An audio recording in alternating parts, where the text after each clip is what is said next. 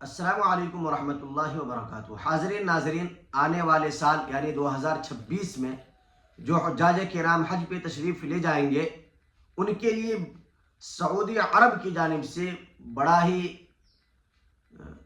بہت ہی بڑی اور اہم خبر سامنے آئی ہے۔ وہ خبر یہ ہے کہ 2026 میں جو حجاج کرام حج پہ تشریف لے جائیں گے، ان افراد کے لیے مسجد حرام اور مسجد نبوی کے اندر فوٹوگرافی، ویڈیو کیمرہ، تمام چیزوں پر پابندی عائد کر دی گئی ہے، تمام چیزوں پر روک لگا دی گئی ہے۔ اور میں سمجھتا ہوں کہ یہ بہت ہی خوش آئین بات ہے، یہ بہترین اقدام ہے، اور ماحول کو خوشگوار رکھنے کے لیے یہ بہترین اقدام سعودی عرب نے اٹھایا ہے۔ اللہ تعالیٰ انہیں جزائے خیر عطا فرمائے۔ اور 2026 میں جو کیمرہ، ویڈیوگرافی، تمام چیزوں سے روکا گیا ہے، سعودی عرب نے اس کی 3 وجہ بیان فرمائی۔ نمبر 1، حجاج کرام کے پرائیویسی کا تحفظ۔ نمبر 2، مقدس مقامات کے روحانی ماحول کو برقرار رکھنا۔ اور نمبر 3، حجاج کرام کے آمد و رفت میں سہولت اور آسانیاں پیدا کرنا۔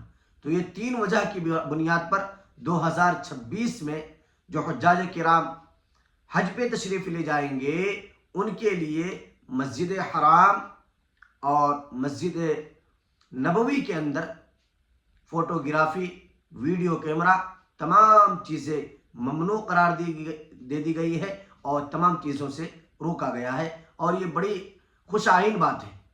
تو میری اس ویڈیو کو تمام حجاج کرام تک پہنچانے کی کوشش کریں، اور